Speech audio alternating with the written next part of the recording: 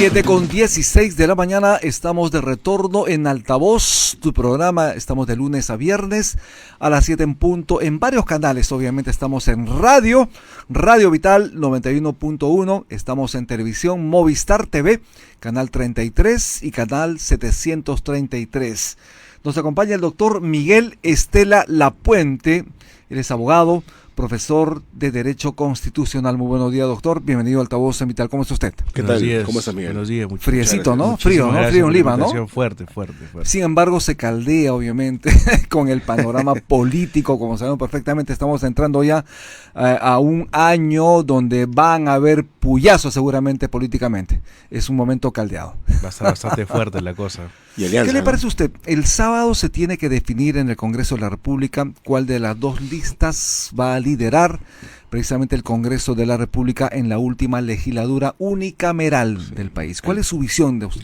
Bueno, yo coincido con lo que ustedes estaban mencionando hace poco, porque los estaba escuchando aquí en la salita de atrás, y es básicamente la continuidad de lo que venimos viendo el último año 2024-2025, ¿no? Es decir, a pesar de los cuestionamientos y todo lo demás, parecería que el señor Gerí sería quien asumiría de Somos Perú la presidencia de la mesa directiva del Congreso de la República. Parece que fuera un requisito tener cuestionamientos en el Congreso, ¿no? Galardones. Esta mácula de ser investigado por abuso sexual y no cumplir con someterse a una terapia, ¿es peligroso? ¿Te parece que debería descalificarlo? Por el simple hecho de tener una denuncia, debería ser una alerta de que habría que esperar que las investigaciones culminen. No sé en qué tipo de etapa se encuentre su investigación, pero de por sí una persona cuestionada siempre tiene que estar bajo el ojo público con más detalle que cualquier otro ciudadano. Porque puede haber otro congresista que no tenga esta mancha, ¿no? Claro, es cierto, pero los que hemos visto también casos de violencia intrafamiliar, ¿no? Sabemos que muchas denuncias, la mayoría de las denuncias que se generan en este tipo de casos son denuncias que lamentablemente no tienen asidero, ¿no? Y terminan siendo archivadas, generando un trabajo innecesario para el aparato del sistema de justicia. A él lo investiga ahora Zoraida Ábalos, quien se ha encargado del caso, pero todo ha ido para peor porque no asistió a terapia. Bueno, eso está mal, ¿no? Porque la terapia es un requisito fundamental para poder, de alguna manera, redimir. Si bien es cierto, luego puede variar, ¿no es cierto?, su situación, pero si hay terapias porque existe una medida de protección que debe atenderse. Sí, no asistió a citas psicológicas, ¿no? No asistió a terapia. Exactamente, ¿no? Eso me parece que es negativo, no le juega a su favor. No creo que sea una excusa decir que tengo mucho trabajo en el Congreso para no ir, eso está mal, pero habría que en todo caso trasladarle esta responsabilidad a los congresistas que van a votar por esta lista parlamentaria, ¿no? Porque queda claro que va a ser el próximo presidente del Congreso, ¿no? Esto parecería indicar que es el principal candidato, ¿no? Lamentablemente.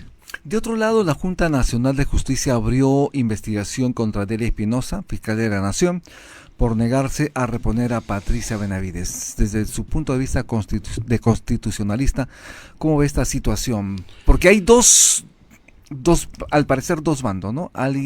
Un sector que busca la reincorporación de Patricia Benavides y un sector que defiende a Delia Espinosa en el cargo. Bueno, esto se ha hablado mucho cuando salió el tema de la restitución de la señora Patricia Benavides, ¿no? Y está claro, es una vergüenza para el Perú que un funcionario del más alto nivel, un presidente de un órgano constitucionalmente autónomo como es la fiscal de la Nación, no haya querido acatar una resolución con mandato obligatorio de la Junta Nacional de Justicia. Entonces, naturalmente, lo que venía después de no acatar esta resolución con mandato obligatorio que la Constitución lo ordena, tendría que venir un proceso disciplinario de este tipo, ¿no? Era la consecuencia natural y ahora la señora está viendo como primera consecuencia que tiene que afrontar este proceso disciplinario. Si bien la JNJ negó suspenderla, ¿tú crees que la destituya después de todo, de que se cumpla el debido proceso en esta investigación? Mientras se cumple el debido proceso, creo que no va a haber ningún inconveniente. Justamente esa fue la razón por la cual la señora Patricia Benavides regresó al cargo. Claro, no se entró el tema de fondo, ¿no? Sino fue el tema de forma. Claro, es que la forma es tan importante como el fondo, ¿no? Porque si yo puedo, de repente está bien que lo hayan sancionado, en el fondo pueden tener la razón, pero si no se cumplieron las garantías mínimas... ¿Pero crees para que la JNJ va a destituir a a Adela Espinosa? Debería. Debería destituirla. Debería hacerlo. Sí. Te comento que el abogado justamente de la fiscal de la Nación señala que hay la intención de tomar el Ministerio Público, un sector. ¿Por qué? Porque les interesa tener el Ministerio Público con la finalidad de que los casos, las carpetas fiscales pasen por agua caliente y en muchos casos puedan archivarse. ¿Hay un riesgo de esto?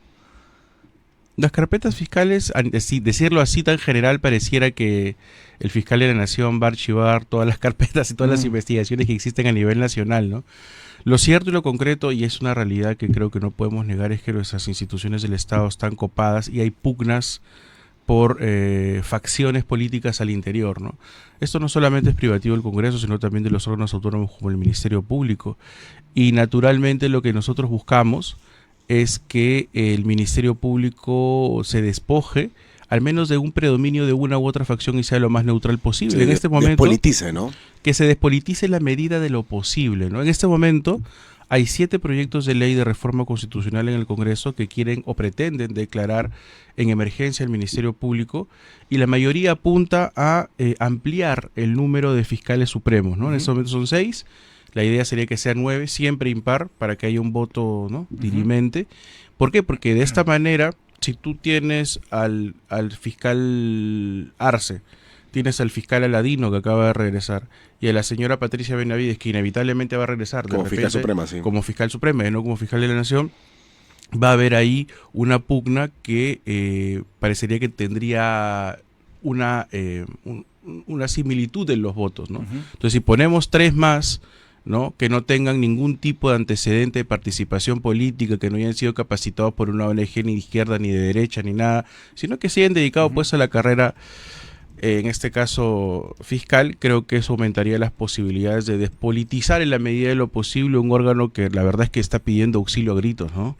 Pero un Congreso tan desprestigiado, que no tiene, digamos, asidero en la población, que está jalado prácticamente por la ciudadanía, ¿crees tú que haría una buena labor de reforma de estas importantísimas instituciones en el país? Cuando yo digo que existen estos proyectos de ley de reforma, hago alusión a que existe la iniciativa, pero coincido plenamente con usted cuando señala que este Congreso ya no va a emprender las grandes reformas que necesita el Perú, ¿no?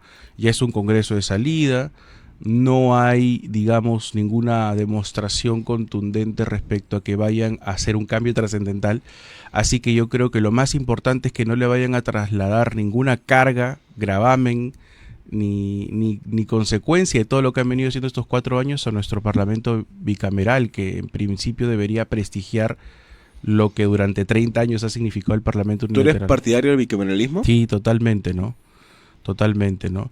Voy a poner un ejemplo, solamente un ejemplo, porque considero que el Parlamento bicameral es una alternativa mucho más viable y mucho más, digamos, conveniente al Perú. Cuando el presidente Alan García en el año 1987 estatiza o pretende estatizar la banca, en la Cámara de Diputados esto se aprobó con mayoría aprista de manera contundente. En el Senado también había representación aprista y fue el Senado con los parlamentarios apristas, que eran bancada de gobierno, quienes detuvieron el proceso de estatización. Ojo que demoró unos 30 días entre que estaba en la Cámara de Diputados y sube a la Cámara de Senadores, y esto detuvo lo que hubiera significado pues un tremendo golpe a la economía que ya de por sí venía, o estaba a punto en ese momento de entrar en un proceso inflacionario muy grave, ¿no? Hubiera sido peor, ¿no? Y luego vino la arremetida, obviamente, del sector bancario contra el mismo presidente en su momento. Sí, una persecución. Exactamente. Estamos en Altavoz, estamos en Vital, estamos en todas las redes sociales. Estamos conversando con un abogado constitucionalista, como sabemos perfectamente, Miguel Estela Lapuente. ¿Qué se espera para esta nueva legislatura, la que empieza con un nuevo titular, obviamente, del Parlamento? ¿Qué espera usted? Nada, malas noticias nada más. Malas noticias, esperan sí, claro. Malas noticias del Congreso. No, es que no, es que ¿qué nos podemos esperar, no? Es lo mismo, ¿no? Claro, o sea, más bien yo creo que deberíamos estar ya poniendo el ojo como ciudadanos, en aquellas iniciativas, candidaturas que empiezan a sonar fuerte por ahí en las regiones, ¿no? Exacto. En Lima, porque sinceramente los partidos políticos, siendo tantos, 43, no les van a sobrar candidatos, les va a faltar. Y el partido que llegue al gobierno, el Poder Ejecutivo, va a necesitar un aproximado de 5.000 técnicos de alto nivel. O sea, imagínense las listas que hay que llenar, los filtros que van a tener que pasar los partidos, sabiendo que en realidad filtros no pasan, sino que lo que hacen es vender, ¿no? Los cupos. Los candidatos pagan por una curul, ¿no? Por sus puestos, por Claro. participar en las listas. Pero al menos, ¿qué esperarían? Si bien es cierto que no espera nada del Congreso en la próxima legislatura, mejor que se vaya a su casa, ¿no? Bueno, o sea, lo que deberíamos hacer como ciudadanos nosotros es exigirles que cumplan sus 3 funciones básicas, que es representar, fiscalizar y legislar, ¿no? Y legislar en el sentido de tratar de promover leyes que sirvan, como por ejemplo, creo que no es una gran reforma estructural, pero sí ayudaría mucho a la despolitización, si pueden dejar en algo. Eso es aumentar el número de fiscales supremos, eso ayudaría mucho, ¿no? Eso creo que podría estar en manos. Es una tarea urgente, además. Eso sí es una tarea urgente más que una reforma, una gran reforma a largo plazo. Ese tipo de cosas, ¿no? Creo que ayudarían a que el Parlamento pueda dejar al menos algo bueno de todo lo que se ha significado, que ha brillado por su ausencia, ¿no? Miguel, Estela Lapuente, vamos a hacer una pausa. Estamos en Altavoz, estamos de lunes a viernes a las 7 en punto. Ya regresamos de inmediato. Ya hablemos.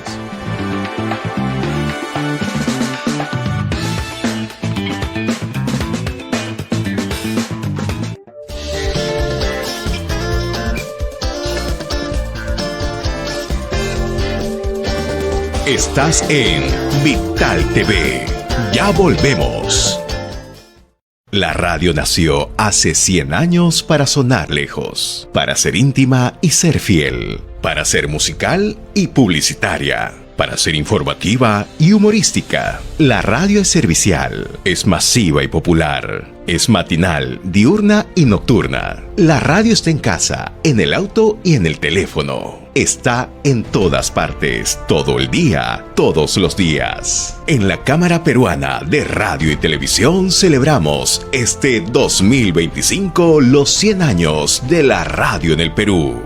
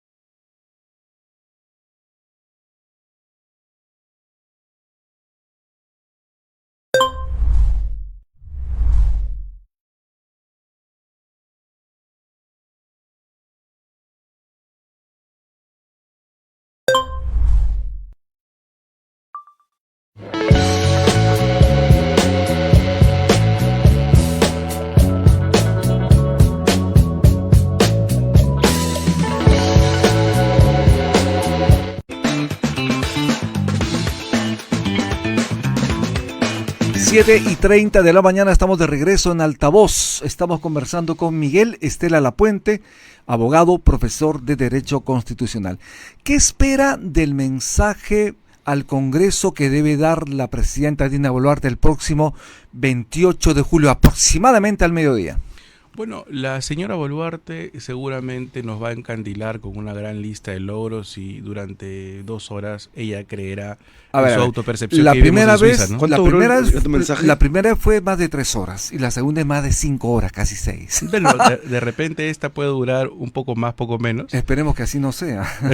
Pero ya sabemos cuál es el sentido, ¿no? Ella pareciera que vive en una realidad diferente a la que todos los peruanos vivimos. Exacto. Ya veo que la 5 presidenta, horas, ya ¿no? veo que la Último presidenta mensaje. Dina Boluarte te encandila porque tú dices nos va a encandilar. Bueno, Lo fuera va a que- adormecer, yo diría. bueno fuera, ¿no? Bueno fuera, un poco irónico. el Así comentario. se entiende. Pero obviamente en aspecto de justicia, en aspecto de ese tema tan importante, de ese concepto tan importante que es justicia y derechos humanos, ¿qué esperas? Ella necesita de sus aliados en el Parlamento, pero no, si es que no trabajan un paquete completo. Ellos han tratado de ocultar su alianza parlamentaria durante todo el tiempo que la señora Boluarte asciende al poder, ¿no? Traicionando a Pedro Castillo, por supuesto. Más allá de que lo mereciera o no, era su compañera, ¿no? Su aliada. No espero que emprenda grandes reformas, sobre todo por los ministros que ha elegido en estas carteras estratégicas, en justicia y demás, pero creo que al menos, si algo positivo podría hacer la señora, sería debatir los grandes temas o ponernos en la agenda nacional, temas relevantes como por ejemplo el deshacinamiento penitenciario, la posibilidad de tener un sistema penitenciario mixto como el brasileño, como el neozelandés, como el estadounidense, es decir, evaluar la posibilidad de deshacinar nuestras cárceles, porque es una forma de intentar la resocialización que necesitamos en la medida que esta situación en la que se encuentra pues propicia una serie de desgracias al interior de los penales, ¿no? Entonces esperamos al menos algo, ¿no? De ese tipo Prometió de la cosas. construcción de cárceles, ¿no? El mensaje anterior, y no vemos ni una piedra, ¿no? No, pues lamentablemente la señora ha estado enfocada en otras cuestiones más más guayquis que otra cosa, ¿no? Más guay que con relojes, con retoques y, y ese tipo de situaciones. Pero, claro, se 1000 trata de- versiones ha tenido su tema de la operación, ¿no? Exacto. No se sabe ya qué cosa, si se operó, si no se operó. Y en el tema de los relojes igual, ¿no? 1000 También. versiones también. Sí, claro. O sea, la señora va a tener va a tener que enfrentar, después de dejar su periodo, un antejuicio político que va a definir su presencia en el Perú o su fuga, ¿no? Va a depender de cómo ella va a decidir enfrentar a la justicia. O su fuga, puede fugarse, puede asilarse también. Podría solicitar asilo, ¿no? Ahora a está Brasil, ¿no? aquellos que, claro, también podría ser. Porque sí. México está ya mal vista, ¿no? Porque AMLO era aliado de Pedro Castillo.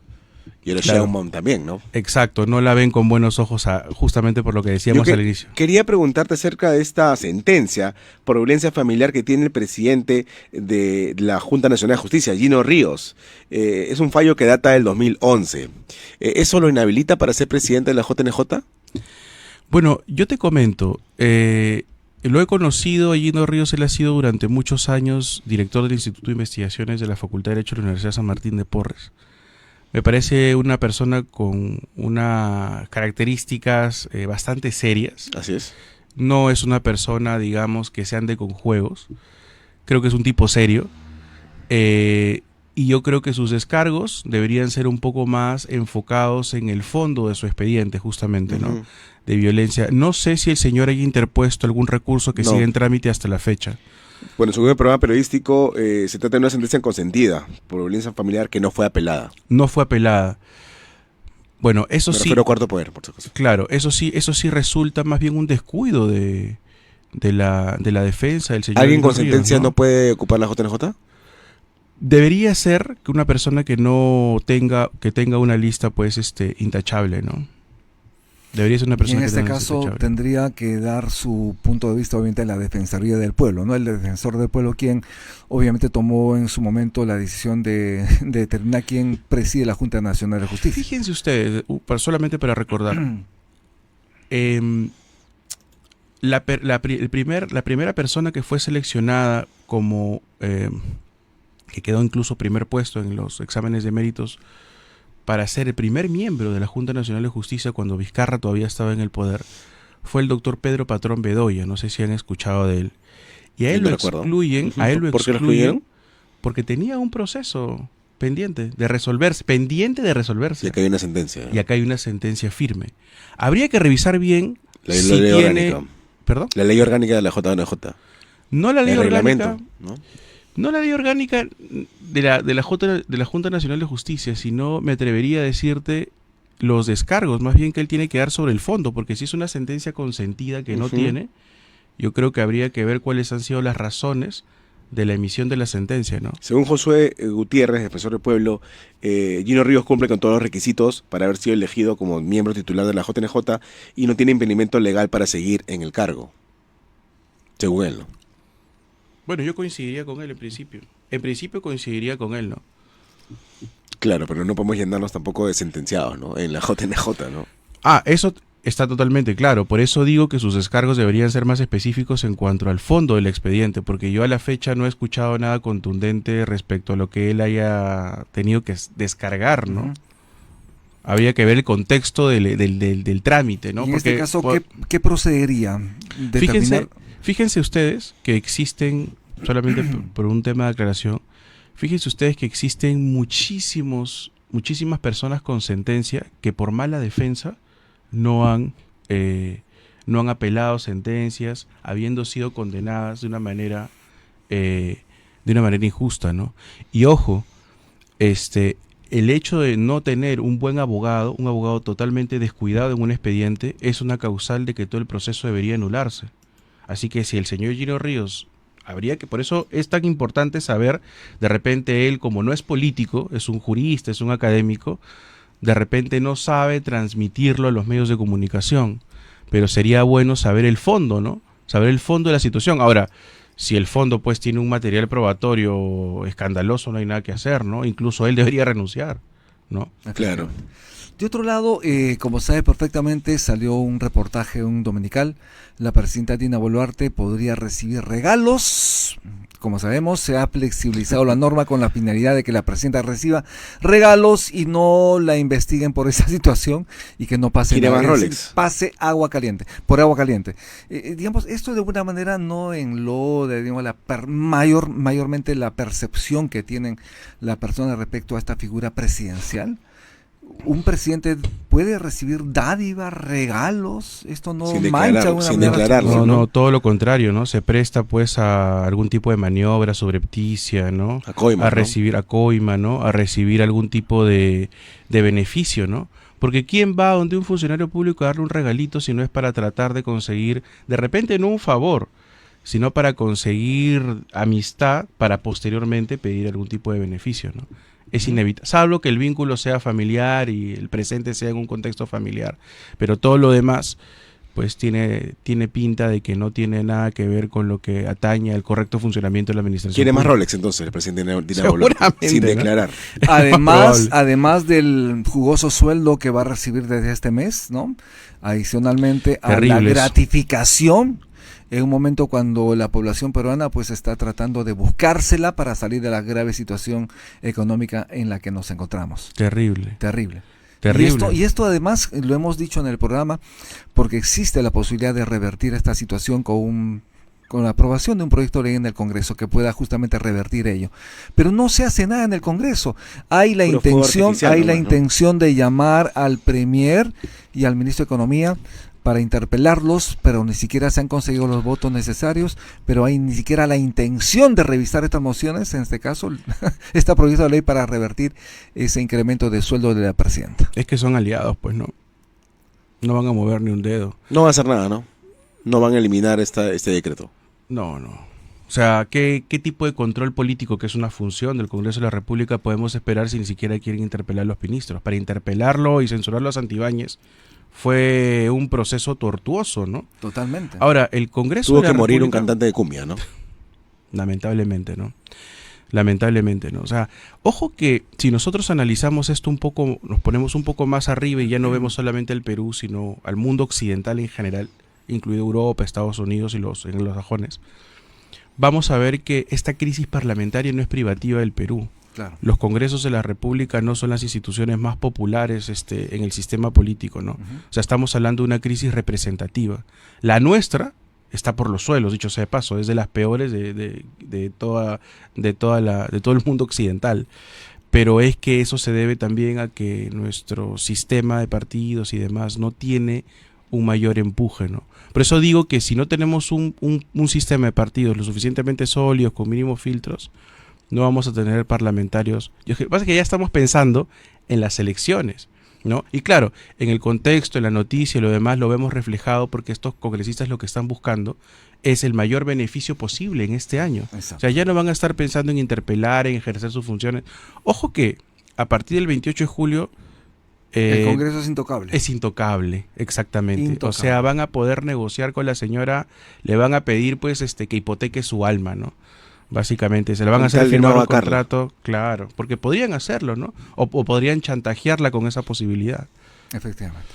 Bien, muchísimas gracias, Miguel Estela, por estar en Altavoz Invitado. Gracias tu despedida a ustedes. de las audiencias es importante. Tu despedida de las audiencias. ¿Qué Muchísimas le dirías a las audiencias? Bueno, les diría que reflexionen su voto, ¿no? A partir poder de es el ahora, voto. que hagan un ejercicio de conciencia reflexivo, importante, mirando ya el 2026. Estamos hablando además de 43 candidatos y vamos a ver cuántas alianzas se gestan, ¿no? Se ratifican para el 2 de agosto, que es la fecha final. Correcto, Importante. así es. Bien, Miguel Estela, muchísimas gracias por estar en Altavoz Vital, muy amable. Muchas Muchas gracias. gracias. Estuvimos con Miguel Estela Lapuente, abogado, profesor de Derecho Constitucional. Haremos una pausa y regresamos.